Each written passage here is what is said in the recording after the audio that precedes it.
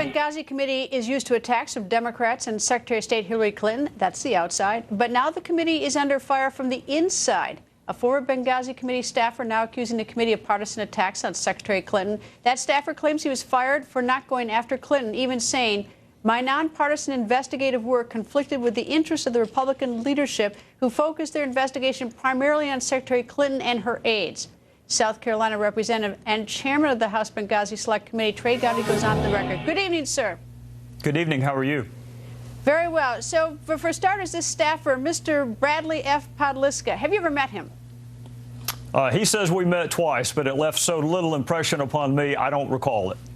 All right. You've heard his complaints. He said that the committee is partisan, that he got fired because he wouldn't be partisan. And you respond how? Well, let me say two things. First of all, the most interesting thing happened this afternoon, Greta. I got a letter from his lawyers that they don't want to discuss this publicly anymore. They were happy to discuss it Friday, Saturday, and Sunday when they were making these incendiary allegations. But as soon as some facts started trickling out, now they don't want to talk about it. They want it to be confidential. Let me just tell you and your viewers this. He left in June of this year, so he doesn't have any idea what our committee has done since June, but I'm going to be happy to tell him. We've done 50 witness interviews since the email story broke. 50. Precisely one of them has been exclusively related to her email, and that was Brian Pagliano. And as you recall, Greta, that was a really short interview because he invoked his Fifth Amendment privilege. We have done 14 DOD and intel witnesses, which of course would have nothing to do with Secretary Clinton. So out of 50, one has been exclusively related to her. I'm bad with math, but I think that's 2%. All right. He said also that there was retaliation because he wanted to go on active duty, and there was some pushback from the committee last spring. Well, Greta, I can tell you this. His leave was approved every time he wanted to go. And my top lawyer was the top lawyer for the United States Army. He's a three-star general whose reputation for honor and integrity is unassailable. He's the top lawyer for the Army, a three-star general.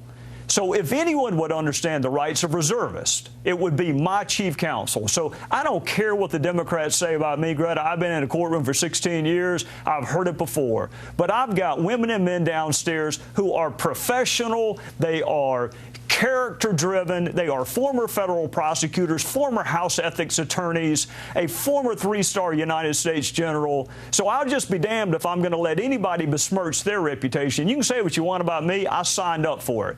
But do not talk about the professional folks who have dedicated their lives to the memory of four fellow Americans. All right. Why was Podliska, was he fired, by the way? And if so, what was the reason? You know, I'm unclear, and I want to be respectful of the process. I have heard terminated, and I have heard resigned, and I have heard it was for a multitude of reasons. I can just tell you this. The very first time anyone ever heard an allegation about Secretary Clinton was Friday, this past Friday. Never once before. Had he been, I know that he's filed a lawsuit. First of all, has he asked for any specific amount of money? He hasn't asked me, but I haven't been part of the mediation process. I haven't been part of any of that. It was brought to my attention Thursday as a reservist claim, and then Friday, Saturday, and Sunday, he was happy to litigate this matter publicly with any national media outlet that would listen.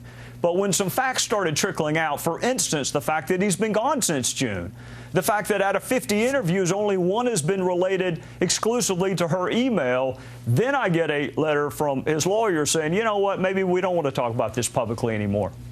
Has he been deposed? Because in the connection with this, and if he has been deposed, did he bring up the business about the partisanship with Secretary Clinton? I don't believe he's been deposed because it's not in litigation. And the very first time anyone on our side heard any allegations about Secretary Clinton, the very first time was Friday. All right. So I guess that the committee will go forward that that you're going to continue. I also understand that you've got some Ambassador Stevens emails that those have been released to you. Where did those come from? Yeah, they came from the State Department, Greta, and I think that is so important for your viewers. Ambassador Stevens for the very first time, a committee of Congress bothered to ask for all of his emails. So when you hear my House Democrat colleagues talk about the 7 previous congressional committees, not a single one of them bothered to ask for the emails of our former ambassador. And as you know, Greta, his emails would be important for all 3 tranches in Libya, the before, the during, and possibly even the construction of the talking points in terms of what led to the attacks, if he had sent an email that evening. Did they fail to ask for them, or is someone holding these emails back? Well, they either didn't ask for them or they didn't press. And, you know, part of the allegation against my committee is that we're taking too long. Well, one of the reasons we're taking too long, Greta, is I'm not going to stop this simply because the State Department will not give me what I am entitled to. You would never pursue this investigation without every single one of Chris Stevens' emails. You would never do that. So why in the world would I do that? Even among the allegations of it's too slow and too costly. I just heard Marco say $500 million. For 5 ISIS fighters. I think $4 million, if that's the figure, is just right for 4 dead Americans. And I'm going to spend more than that, if necessary, to get all the documents. What are the odds you're going to run for Speaker? 0. If there's, I don't know if you believe in negative numbers or not, but if there were a negative percentage, I would give you that. There's a gentleman from Wisconsin that I think is uniquely well qualified, and I'm from South Carolina. Congressman, thank you for joining us, sir. Yes, ma'am. Thank you.